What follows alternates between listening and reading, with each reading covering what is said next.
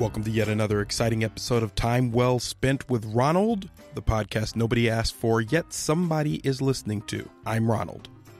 Let's get right to it. Recently, I saw the 8th installment of the Fast and Furious film franchise, The Fate of the Furious. This movie is currently taking over the world. It is the #1 global opening of all time. As of this recording, it has made $908.4 million, and I cannot understand why. Well, that's a little dishonest. I love these movies, so I kind of understand why people are seeing them. However, I went by myself to see this opening weekend. Because I went by myself, I had no one to rant about it to. Luckily, there's always one person in my life who will listen to everything I say, and that is fan favorite Peggy Lee. Hello, it's Peggy Lee. So what you're going to hear next is me ranting about the Fast and Furious film series, while my mom chimes in a little, but mostly is along for the ride. This conversation with my mother is done in a way that is completely full of spoilers, so if you've never seen the Fast and Furious series, you might want to go ahead and watch all 7 movies before you listen to this episode. However, if you have no interest in watching the Fast and Furious series, you can still listen to this episode. In this week's episode, we don't talk about the 7th and 8th movies. We kind of allude to them a little bit, but we don't actually delve deeper into them until next week's episode. So if you haven't seen the latest installments yet, you want to hear me talk a little bit about Fast and Furious, just so you know, next week's we'll have spoilers for the 7th and 8th movies, and I'll warn you again in the introduction of next week's episode. So just a couple of notes for you Fast and Furious beginners. The guy Paul Walker, his character in the movie is named Brian. You'll hear me reference both. I'll go back and forth. Vin Diesel's character is Dominique Toretto. You'll hear me say Dom or Dominique several times, and I'll go back and forth between Vin Diesel and Dominique Toretto. You'll hear me reference 2 Latino guys. Their names are Don Omar and Tego Calderon. Again, you don't have to like the Fast and Furious series to hear me talk about it. I break it down pretty well to anyone who has never watched these movies, but I think this episode does a good job of being accessible to those who love Fast and the Furious and those who have never heard of this series. I do a very good job of breaking down exactly what happens in each movie. Also, I decided to try something new in this episode, which is working a little bit more with sound design. So I have a buddy of mine named Nick Greer who has a lot of original music that he's done, and I've added that throughout the episode to give it a little more texture and feeling throughout the episode. So I hope that you enjoy that. Without further ado, here's the episode. Have you seen any of the Fast and the Furious movies? Yes. What do you think of them? Which ones have you seen? I think I've seen them all. All 8 or all 7? There's 7 out. I've seen all of them, even the one where they incorporated that guy's death. Oh, so you've seen 7. You've seen 7? Yes. You've seen 7 Fast and the Furious? Yes. I can't suspend reality anymore for these movies. And I'll tell you, and I say this because I think they've completely sold out on actually doing what they were doing in the original movies. And now it's literally turned into just a bunch of people driving fast cars, not really even accomplishing tasks, but just doing cool things with cars and then adding explosions in between. I disagree. Okay. Originally they started out just driving fast cars. Mm-hmm. Originally. Mm-hmm. Then I believe, if I'm not mistaken, they got into this where they were trying to get the bad guys being the cartel, mm-hmm. the drug lords, yep. and stuff like that. Yes. So they were, like, in my mind, the Robin Hoods of the criminal world. Wow, that's actually very insightful. So they were getting the guys that are worse than they are. Mm-hmm. So that's what they're doing now. Mm-hmm. In the beginning, it was just drive fast cars as fast as you could. So I don't know. I think it's the other way around than what you said. All right. I'm now going to take you through the entire Fast and the Furious franchise. I was hoping this would happen. So this is where we go. So there's 8 movies. Right. 3 through 6 all have the same director. 3 through 6. They all have the same director, Justin Lin. Mm-hmm. 7 and 8 have 2 separate directors. I believe the 2 directors for each of them are different. Mm-hmm. 1 and 2 also had different directors. Mm-hmm. So 1 and 2. In 1, you have this street racer gang that kind of wets their whistle a little bit by driving fast for some criminals. Uh-huh. Then it's revealed that Paul Walker is a cop. Right. And then he gives Dom a car. Right. Dom drives off into the sunset. In the second movie, because he is a disgraced cop now, he goes off down to Florida to accomplish some other task. He goes off to finish some other task. So when he goes off to do that, it's kind of like a side plot because Dominique Toretto's not there. You might not have even seen Too Fast, Too Furious. Maybe I haven't seen the second one. It's not important for this discussion. Okay. It's not important for this discussion because I know which ones you have seen, and I think that's important.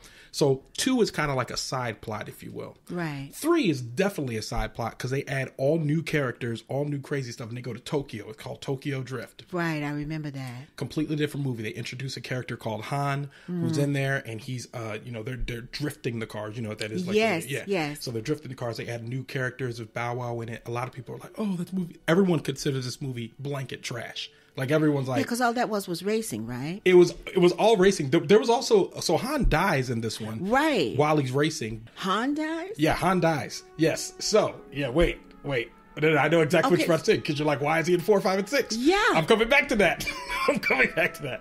So Han dies in 3 in Tokyo Drift. So what's important is this one, there's also every Fast and Furious movies, there's also the good guys who just want to drive fast. Right. The protagonists who just want to drive fast. Underneath that is always an undercurrent of criminals who just want to be criminals. Right. And then underneath that is cops that want to catch the criminals and the guys who want to drive fast. Right. So that's typically I've given you every plot. Right. So when you get to the 4th one, what they do is basically a franchise reboot. And what they do in this one is they bring back all the original parts, and they called it New Story Original Parts. That was the catchphrase. So they bring back Vin Diesel, they bring back Michelle Rodriguez, they bring back Jordana Brewster, all the original ones from the first one. So now that you're saying that, maybe I haven't seen 2 and 3. No, and it's not important that you did. Okay. It's not important that you did. So on the 4th one, Paul Walker is a FBI agent again. And so he's running around chasing the bad guys. Yeah, he's in the beginning of the movie. He's running around chasing the bad guys. And it turns out that Vin Diesel is back with Michelle Rodriguez.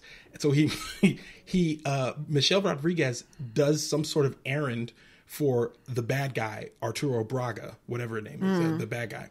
And when she does this, she gets killed somehow. And so because she gets killed, Vin Diesel is now after Braga on his own. But also Paul Walker and them are after Braga because he's a drug dealer. And but she comes back too, right? Yeah, hold on. Stay with me. Wait, stay with me. We'll get there. Hold on. I'm a little annoyed now. Oh, you should be. You absolutely should be. But it's still good. Like, we're still in what I'd still say good filmmaking, because they have one director and he has a vision across a couple of movies. So in the 4th one, basically when you get to the end of the 4th movie, Michelle Rodriguez is presumed dead. Paul Walker is now, he's still an FBI agent, but Vin Diesel now sacrificed himself for Paul Walker because Paul Walker basically proved to Vin Diesel that he was a stand-up guy this whole time, that he wasn't just a guy that was using him. Because what they did was they took the echoes from the very first movie, the whole, can we trust Paul Walker or not? Brian. I'm sorry, his name is Brian. Yeah. But can we trust Brian or not? Right. So you're thinking that the whole time. You're like, okay, can we trust Brian? And I watched the 4th one recently. I was like, man, this is pretty good. They did a good job with this. They basically created this whole tension between the two of them for the 4th movie. So at the end of the 4th movie, Dominic Toretto's now going to jail. Mm-hmm.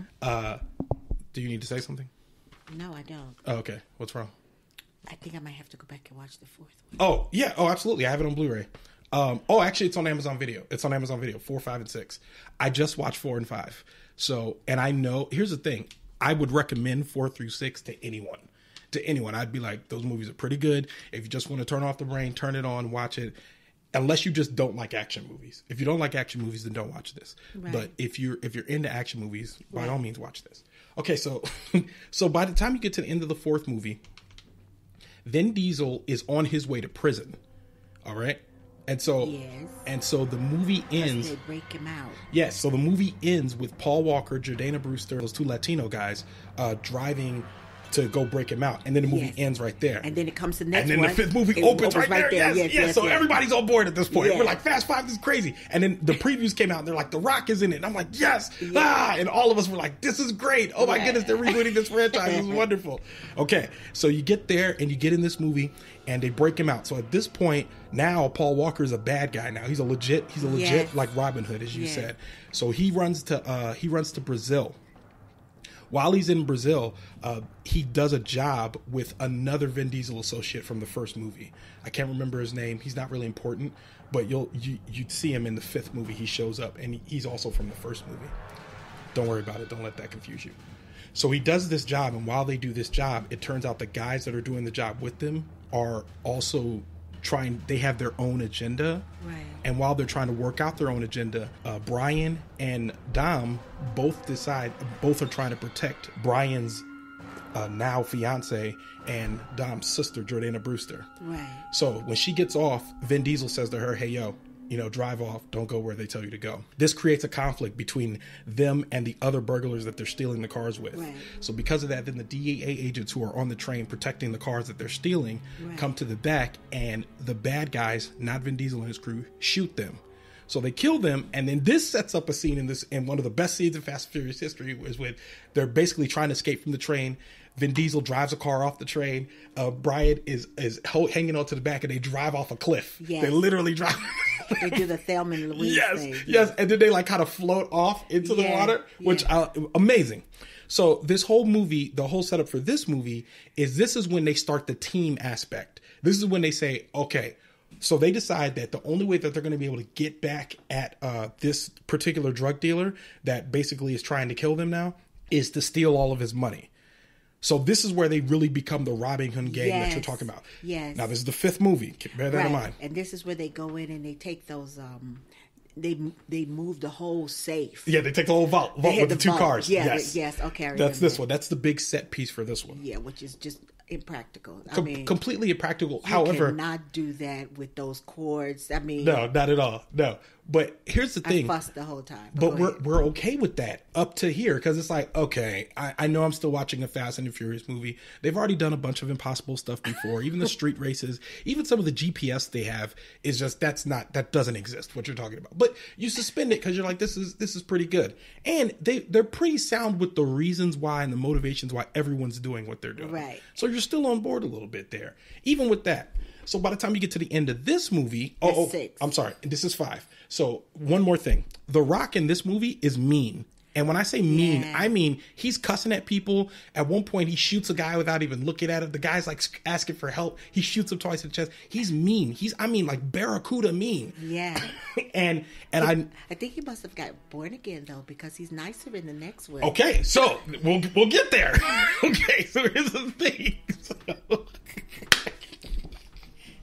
So that may be the case, but the point is, at this point in the movie, he's mean. They've established him as this mean, as Luke Hobbs, the mean guy. But at one point in the movie, he teams up with them because the bad guy drug dealers kill his whole team. Yes. This movie I really liked this movie, and that was 5. Yeah, that was 5. So they kill his whole team. So then he gives Dominique a head start, and he goes off. At the end of this movie, after the credits, he's sitting over there doing work in the FBI offices, and Eva Mendes from Too Fast, Too Furious then walks in and says, hey, Letty's still alive. Yes. So the whole premise of the 6th movie now is that Letty is still alive. Right. And now Dom has to go figure out what's going on with her, because apparently she's lost her memory and she's racing with this other team or whatever. Yes, I remember that. So they go after her, and they have their little squad together. So it's Ludacris and Tyrese, the 2 black guys, the 2 Latino guys, Han, Gal Gadot from the 4th movie. Yes. If you watch 4th, you remember her again. And then they're all together in the 6th movie. Right. This is when you get everybody's there. Brian, I think the only one there was not there was Jordana Brewster. Right, but there's a gap. Have we explained how and why Han came to life? Oh, hold on. Hold on. We'll get to that in a second. Oh, okay. So by the end of the 6th movie, they then say, hey, we're going to go ahead and at the end of the 6th movie, they bust the guy that they're after, the guy, whatever his name is, Owen something or another, Owen Daniel or whatever. I don't know what his name is. And his brother at the end of this movie was like, basically he kills Han at the end of this movie as retribution to them for what they did to his brother. Now, I just want to reiterate this.